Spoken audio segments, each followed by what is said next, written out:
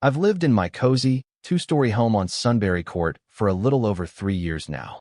The neighborhood is lovely at first glance, tree-lined streets, well-maintained sidewalks, and a friendly wave from most neighbors as you drive by. But beneath the pristine lawns and suburban calm lurks the ever-watchful gaze of the Homeowners Association. It's the gatekeeper of all things regulated, the final word on fences, flower beds, and even the color of your mulch in the front yard. I thought I could navigate their rules without much trouble when I first moved in. After all, I considered myself a considerate neighbor. I mowed my lawn regularly, kept the exterior of my home in good shape, and observed the designated trash pickup schedules. However, I soon learned that within this HOA, there was one person who demanded absolute compliance and uniformity, and that person was a middle-aged woman named Belinda Argrove, though everyone secretly referred to her by the infamous nickname Karen. When I first met Karen, I didn't yet realize the kind of trouble she could stir up. She came to my door one Saturday morning, not long after I'd moved in. I was in the process of laying out a seasonal welcome wreath on my front door, a small, tasteful display with autumn leaves and a little burlap bough. She rang the bell, and I rushed to answer, my hands still sticky from the glue gun I'd used to secure the wreath's final decorations. She introduced herself politely enough. "Good morning, dear," she said with a tight smile. "I'm Belinda Argrove, but you can call me Karen. I'm the HOA liaison for this neighborhood." I recall wiping my hands on a rag and smiling back. "Nice to meet you. I'm Shannon. I just moved into number 212. Her eyes flickered from my face to the half-finished wreath in my hands and the small bin of craft supplies I had on the porch. "It's a lovely day," she remarked, but her tone was lukewarm. "I see you're already making yourself at home." "Yes," I laughed, thinking she might appreciate my little bit of neighborhood spirit. "I love decorating for the seasons. Nothing crazy, just a wreath here or there, you know." "That's nice," Karen replied. She glanced at a clipboard she'd brought, flipping a couple of pages as though checking boxes about me. "We do have some guidelines on what sort of decorations are permissible, but I'm sure you'll learn them as we go along. If you ever have questions, I'm your woman." I was still naive then, so I thanked her. I had no idea she was already building her mental list of infractions to watch for. She parted with a wave, but not before cautioning, "Just be mindful of adhesives on the front door paint. We want to keep everything in tip-top shape, right?" Over time, I would learn exactly how nitpicky she could be. For the first few weeks, I caught glimpses of Karen strolling through the neighborhood at odd hours, sometimes in the early morning, sometimes in the evenings, always with her clipboard, making little notes. She had a kind of proprietary strut, a confidence that said, "I run this place, so watch out." In reality, the HOA had a board of 5 individuals, but Karen's voice on the board carried more weight than the other 4 combined. She was in charge of community standards, which was code for enforcing rules and dishing out citations. Despite noticing her constant presence, I tried to remain on friendly terms. Whenever I passed her on the street, I waved and offered a polite smile. She would nod back, sometimes with a thin-lipped smile of her own, sometimes with a squint as though trying to see if I was up to anything suspect. The tension was a mild undercurrent at first, something you sense but can't quite place. It hovered like a low hum beneath the day-to-day routines. I put up a small fall wreath anyway, just as I'd planned, with some autumn leaves and pine cones, nothing over the top. It wasn't large, it didn't blink or glow, and it didn't even make noise. Yet, 2 days later, I found an unmarked envelope shoved under my doormat. Inside was a typed letter, no HOA letterhead, just a plain piece of paper, reminding me about approved door decor dimensions and color guidelines. I remember staring at that note in disbelief, noticing how it carefully avoided official language like citation. It was more a friendly notice. My favorite line was near the end. "We appreciate your spirit, but let's keep our neighborhood consistent and orderly for everyone's benefit." It was obviously from Karen. At that point, I thought, this is a bit petty, but maybe I need to read the actual guidelines to see if I've gone astray. I did. The official HOA handbook, which the previous owner had left in the kitchen drawer, stated that door decorations could not exceed a 2-foot diameter. Mine was maybe 1.5 feet. It said that seasonal decor was permissible 2 weeks before and 2 weeks after a recognized holiday. We were in the fall season, close to Thanksgiving, so that was well within the time frame. I read the entire section about holiday decorations. I was well within my rights to display that wreath. Confused, I chalked it up to Karen being overly cautious. Maybe I was misreading her intentions. So, I continued displaying the wreath. But a day after receiving that letter, I woke up, opened my front door, and discovered that the wreath was gone. At first, I thought maybe the wind had knocked it off. But there were no signs of the wreath anywhere on my porch or lawn. All I found was a note on my door, affixed with painter's tape. We told you about the decor policy. Kindly remove items that do not comply. The neighborhood board. Two things made me sure it was Karen who placed it there. First, no one else in the neighborhood had shown any hostility toward me. I even had a couple of neighbors remark that my wreath was cute. Second, the handwriting matched the neat, looping signature on the typed letter. I recognized Karen's overly neat penmanship from the day she'd scribbled her contact information on a sticky note for me. She had an unmistakable swirl in her why. I was furious, but I also felt helpless. Should I call the police for a stolen wreath? Or confront her directly? In the end, I decided on a more measured approach. I emailed the official HOA address, attaching photos of my wreath and citing the rulebook. I politely asked why my door decoration had been removed. The reply I received was from the HOA board's official email, but the tone was eerily similar to Karen's carefully polite yet admonishing style. Thank you for your inquiry, Shannon. Upon review, your decoration may exceed permissible weight or dimension guidelines set forth by the board to protect door finishes. Additionally, we've had multiple complaints regarding damage to property caused by adhesives. We cannot confirm who removed it, but recommend using only HOA-approved wreath hangers. Sincerely, the HOA board. It was official nonsense. The dimension was fine, and I'd used a removable, damage-free hook. This was just the beginning, but my frustration was already mounting. Still, I tried to keep my cool. There was no sense in escalating over a wreath, although I did want it back. The next time I saw Karen, I'd ask her calmly. That discussion came sooner than expected. One chilly autumn morning, I stepped out to get my mail and found Karen on the sidewalk across the street. She was peering through binoculars, supposedly looking at a bird perched on someone's rooftop. I walked over, arms folded against the brisk wind.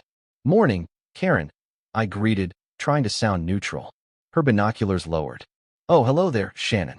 I forced a polite smile. "I see you're doing some bird watching." Karen cleared her throat, ignoring my little joke. "Something like that. Just checking the new roofing some folks have installed, making sure they followed the color palette guidelines." I decided to cut to the chase. "About the wreath. Did you happen to see someone remove it from my door?" She blinked as if I were speaking a foreign language. "I'm afraid I don't know what you mean. Someone left a note saying it didn't comply with guidelines, and then my wreath just disappeared. The letter suggested it was the HOA. Since you're on the board, I thought you might know something." Karen pursed her lips. "If an item violates the neighborhood standards, the HOA can remove it. But I'm not sure that's what happened here." "It did comply," I replied firmly. "It was under 2 feet in diameter and hung with a removable, damage-free hook." Her face hardened. "The rules are in place for a reason. If someone, a concerned neighbor or an HOA official, thought it was a hazard or a violation, then perhaps they decided to remove it to prevent further issues." She paused, then added, "I suggest checking the official guidelines more thoroughly next time." My blood started to boil at her dismissive attitude. I did check, Karen. I spent half an hour reading the exact guidelines. It was within all the requirements. So, if you see my wreath, or if you personally removed it, I'd appreciate it if you'd return it to me." Karen's only response was a frozen smile. "If it reappears, I'll be sure to let you know," she said, then gave a little wave and walked away. That night, I vented my frustration to my friend Claire, who lived in a different neighborhood but knew all about HOA dramas from her own experiences. "People like Karen thrive on power trips," Claire said over the phone. "She probably has some personal vendetta. Maybe your wreath overshadowed hers. Or maybe she just doesn't like new people. Who knows? Whatever her reasons, I realized I needed to stand my ground." The first real test came around Halloween. I put out a modest display of carved pumpkins and a cute door hanger that said "Trick or Treat." Nothing gory or extreme. Just a standard bit of holiday fun. Predictably, Karen struck again. 2 days before Halloween, I returned from work to find the pumpkins tipped over and my door hanger missing. Another note was taped to my door. Please keep holiday decor from obstructing walkways and avoid cluttering the entrance. HOA board. The walkway wasn't obstructed. The pumpkins were off to the side. This time, I had no doubt she was doing it deliberately. Several other neighbors had pumpkins, and no one else seemed to have theirs vandalized or removed. Why target me? I considered confronting Karen more aggressively, but the best approach, I decided, was to gather evidence. I installed a small, motion-activated security camera above my porch. It was subtle, nothing fancy, just enough to see who approached my door. If Karen came back to tamper with anything, I'd have video proof. And sure enough, within a week, I caught her red-handed. A day before Thanksgiving, I had placed a small "Give Thanks" sign on the door. That evening, around 8 p.m., my camera recorded footage of Karen creeping up to my porch, scanning the area to ensure no one was watching, then carefully removing the sign from my door and tucking it under her arm. She left another note behind. This sign is not board approved. Kindly refrain from placing unapproved decor. HOA board. I was livid, but I was also triumphant. Now I had proof. I showed the video to a few neighbors who had also expressed frustrations about Karen's methods. Sometimes their flowers were deemed too brightly colored, or their yard gnomes too whimsical. She was known for sending citations for the smallest things, but rarely had we heard of someone physically removing items from another person's property. My neighbor Amelia was especially enraged on my behalf. That's theft. It's your property. She can't just take it, Amelia exclaimed when I played the video on my phone for her. And that note she leaves doesn't make it official. It's not on HOA letterhead. She's abusing her position. Exactly, I sighed. I'm done playing nice. I'm going to confront her at the next HOA meeting. The HOA meetings were monthly, held in the community center at the end of Sunbury Court. They were usually drab affairs, people arguing about budgets for lawn care or planning the next community barbecue. But this time, I was determined to address Karen's behavior publicly. When the day arrived, I arrived early, took a seat up front, and kept my phone ready to play the security footage if necessary. Karen was there, of course, flitting from one board member to the next, whispering in their ears about something. She shot me a tight smile when she saw me in the front row. I just stared back, my jaw set. The meeting began, and after the usual housekeeping items, the board opened the floor to community concerns. I raised my hand immediately. "Go ahead, Shannon," said Mr. Collins, the HOA president, an elderly gentleman who seemed kind but often deferred to Karen on matters of enforcement. I stood up, phone in hand. I've had several issues with door decor being removed from my property, specifically by an HOA board member who claims these decorations are not compliant with the guidelines. I'd like to present a video showing an incident. Karen folded her arms defensively. "We have guidelines to follow, Shannon. If your decor was non-compliant." I held up a finger. "Before you finish that sentence, I'd like everyone here to see the video. It clearly shows Ms. Argrove, Karen, coming onto my porch and removing my Thanksgiving decoration." I played the footage for all to see. Karen tiptoeing onto my porch, looking around suspiciously, removing the sign, then leaving a handwritten note on my door. The room was dead quiet. Karen's expression tightened, but she tried to maintain her composure. When the video ended, Mr. Collins frowned. "Belinda, did you have authorization from the board to remove that item?" Karen cleared her throat, a slight tremor in her voice betraying her nerves. "I was acting in the best interest of the neighborhood. Shannon's door decor was not approved, and we've had ongoing concerns about adhesive damage." I cut in. "I used a removable hook, as I've stated multiple times. There's no damage whatsoever." Karen pressed her lips together. "That's not the point. The point is that every decoration needs to go through the process." "Actually," I said, opening the HOA handbook on my phone, "the guidelines don't mention needing board approval for small holiday signs or wreaths. They merely mention size constraints, safety issues, and holiday timing. I followed all of those rules. You removed my property without cause, and that's completely out of line." A few of the neighbors murmured in agreement. Mr. Collins glanced between me and Karen, then motioned for everyone to calm down. "All right, let's handle this properly. We need to clarify the guidelines. If Shannon's decor falls within them, Belinda had no authority to remove it. The board should issue a formal apology and return the property immediately if it's still in her possession." Karen's face reddened, but she managed a forced smile. "I'll check if I still have it somewhere." It might have been thrown away, unfortunately. A few audible gasps and groans rippled through the audience. Mr. Collins pressed on. The best we can do now is ensure it doesn't happen again. Belinda, from here on out, no property is to be removed without explicit agreement from the board. Understood. Karen said nothing at first. Finally, she muttered, understood, but her gaze settled on me, a silent promise of revenge glinting in her eyes. That was how the meeting ended, and I left feeling a mix of victory and lingering dread. People congratulated me for standing up to Karen, and one or two gave me whispered warnings that she might retaliate. As I walked to my car, I spotted her in the parking lot, glaring at me through the window of her SUV. I had won this round, but something told me the battle was far from over. In the following weeks, Karen seemed to adopt subtler tactics. She no longer removed my decorations outright, but she filed countless complaints about minor things, trash bin placement, the type of grass seed I was using, even the color of my holiday lights. I'd receive official letters from the HOA board, most of them signed by Mr. Collins, but written in Karen's unmistakable style, about these alleged violations. I would respond with photographic evidence disproving the complaints, or quoting the HOA's own rules to show I was compliant. The board, already tired of Karen's antics, began ignoring her frivolous claims. This only made her angrier.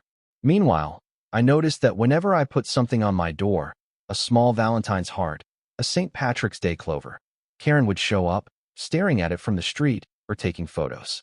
Perhaps she was documenting it to gather new evidence against me. Regardless, it was unsettling, like I was being watched 24/7. Other neighbors rallied around me. One day, Amelia dropped off a plate of cookies and said, "Stay strong. We're tired of her interfering, too. Some of us are talking about pushing for a re-election of board members if this keeps up." I thanked her for the solidarity, though I wasn't sure how feasible it was to oust Karen. She had a strong grip on the board members, either through intimidation or persuasion. On the surface, she seemed to comply with the no removal rule, but behind the scenes, she was still stirring trouble for me. The final straw came on a sunny spring afternoon. I had put up a pastel wreath with faux flowers to celebrate the arrival of warmer weather. It was well within the size limits, made of lightweight materials, hung with a proper door hanger, everything by the book. When I returned home from grocery shopping, I found a typed note taped to my door. "Attention! Your current door wreath violates the approved color palette for spring decor, specifically Section 4.3 of the HOA guidelines regarding uniformity. It must be removed within 24 hours or face immediate removal by the HOA." The neighborhood board. I was dumbfounded. Color palette? Section 4.3? I opened my copy of the guidelines again. The only mention of a color palette related to the exterior paint or roofing materials. Nothing about wreath colors. This was a blatant fabrication. That was it. I was done playing these games. I marched back to my car, set the groceries down, and took out my phone to text Claire. "Shannon, she's still at it. Just got another fake notice." "Claire, seriously? Enough is enough." "Shannon, I'm done with her. Time to get some payback." "Claire, oh? What are you planning?" "Shannon, let's just say she wants to remove my decorations. I'll give her decorations she can't remove easily." Claire replied with an enthusiastic string of laughing emojis, though she warned me to be careful not to break any laws. I assured her I had a plan that would be relatively harmless but extremely annoying for Karen. I'm not typically a vindictive person, but dealing with Karen had worn me down. I wanted to show her, in a playful yet unmistakable way, that I wouldn't be bullied anymore. My plan was simple. Decorations, lots of them, on her porch, but done in a way that wouldn't cause actual damage or break any laws. Streamers and balloons, to be exact. And I wouldn't do it in broad daylight, of course. I'd wait until late at night, when Karen was likely asleep. I started by purchasing several rolls of brightly colored streamers, pinks, yellows, blues, greens. I also grabbed a couple of dozen balloons in matching hues. The plan was to stealthily festoon Karen's front porch with them, wrapping the streamers around her pillars, hanging them from her railing, tying balloons to her doorknobs, creating a veritable carnival explosion on her doorstep. But before carrying it out, I took precautions.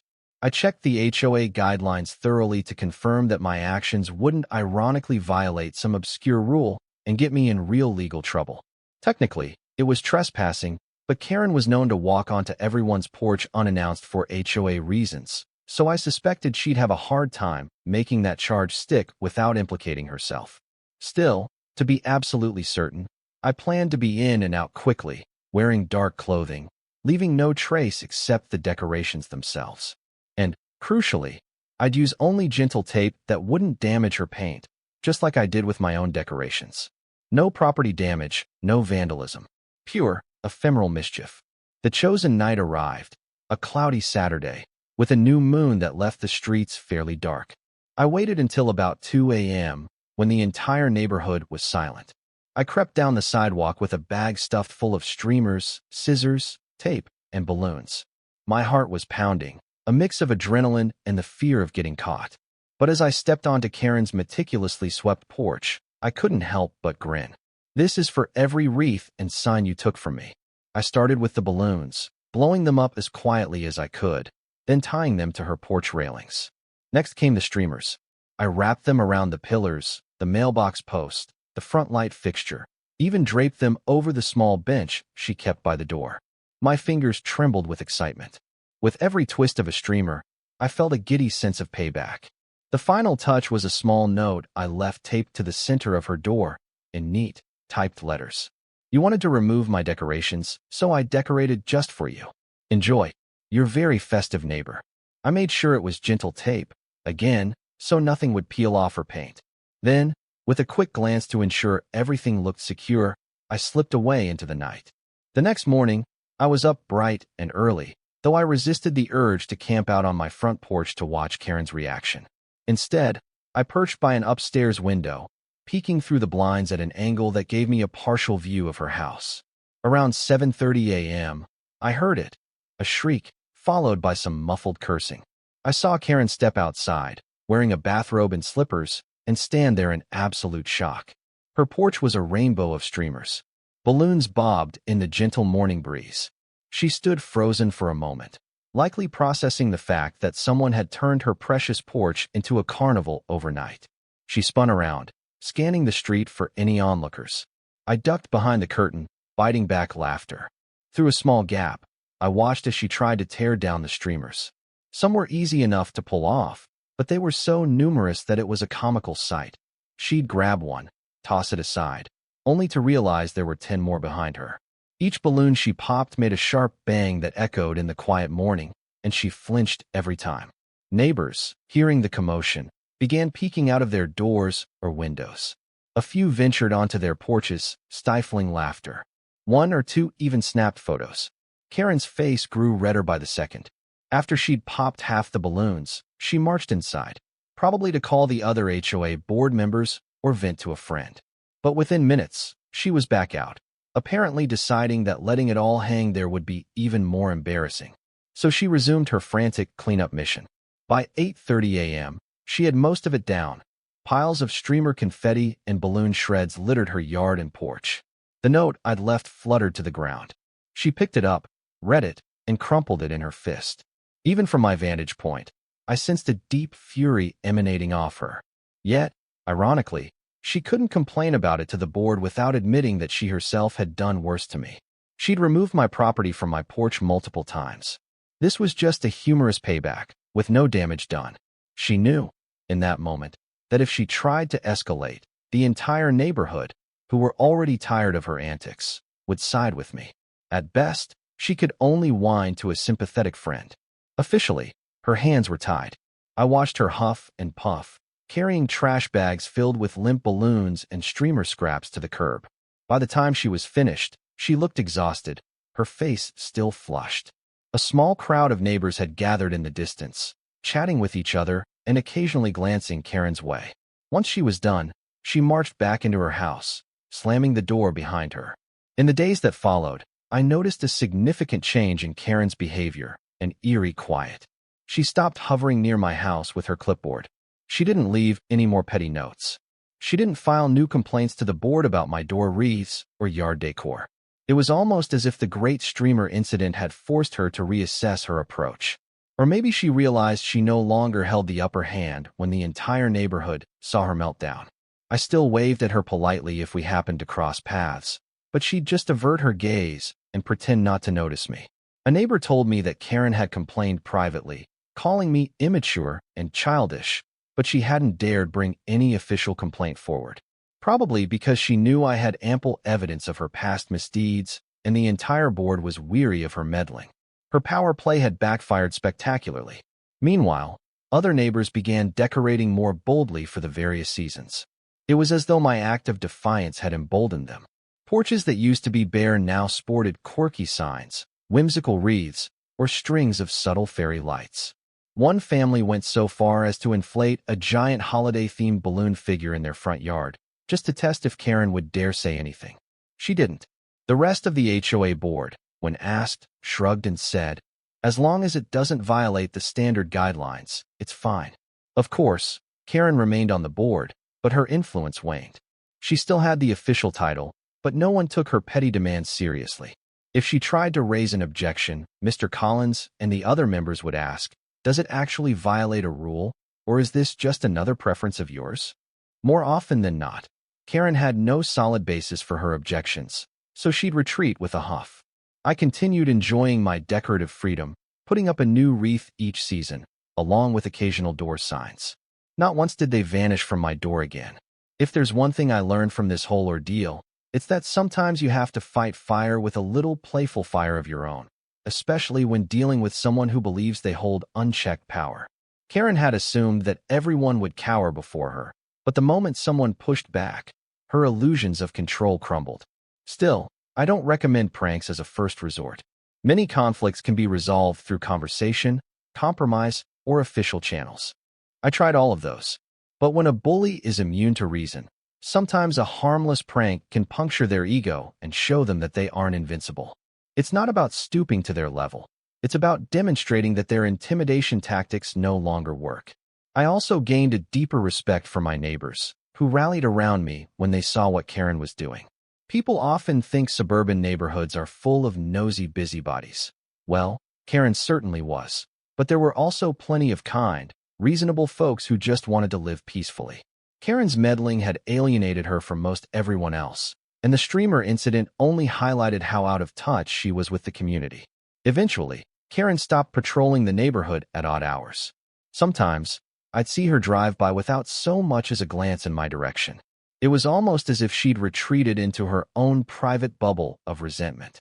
As for me, I added a new "Spring Has Sprung" sign to my door one sunny day, and not a single note or complaint ever came. Life returned to normal, a more festive, more liberated normal, on Sunbury Court. Months later, during the peak of summer, our neighborhood threw a block party. Tables of potluck dishes lined the cul-de-sac, kids rode bikes up and down the street, and someone set up a karaoke station, inviting neighbors to sing their hearts out. I noticed Karen sitting alone on the sidelines, sipping a soda and watching the festivities quietly. Gone was the clipboard, the combative stance, the disapproving gaze. She just looked lonely. I wasn't sure how I felt about that. Part of me wanted to let her sulk in her solitude. After all, she'd caused me enough grief. But another part of me remembered how isolating it can be to be disliked by everyone around you. Granted, she'd brought it on herself.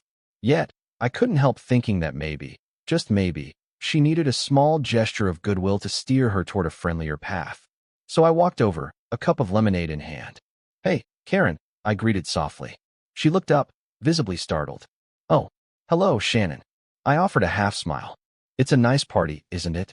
She nodded, staring at a group of kids playing tag. "Yes, it's lively. It turned out better than I expected." I glanced at her, noticing how she seemed almost lost. "You should join in.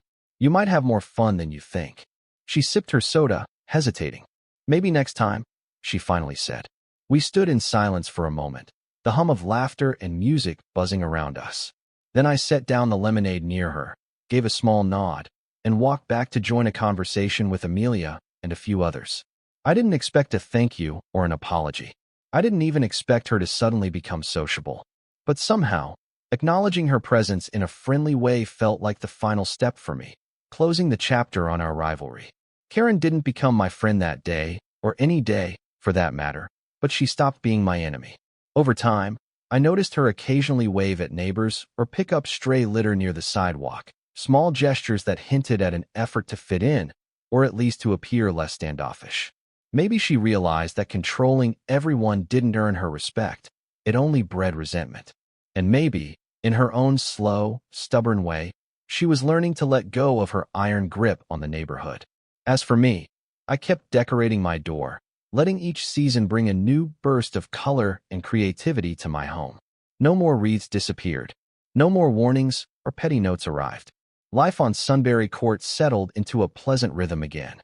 And whenever I see a brightly decorated porch or a neighbor's yard gleaming with festive lights, I smile, remembering the time I finally snapped, filled Karen's entire porch with a rainbow storm of streamers and balloons, and somehow, in the end, brought our street a little bit closer together, even if it took a prank to do it. Sometimes, in these suburban dramas, a dash of humor is all it takes to restore balance and remind us that we're supposed to be neighbors, not enemies. And if that humor comes wrapped in a dozen colorful streamers, well, so be it.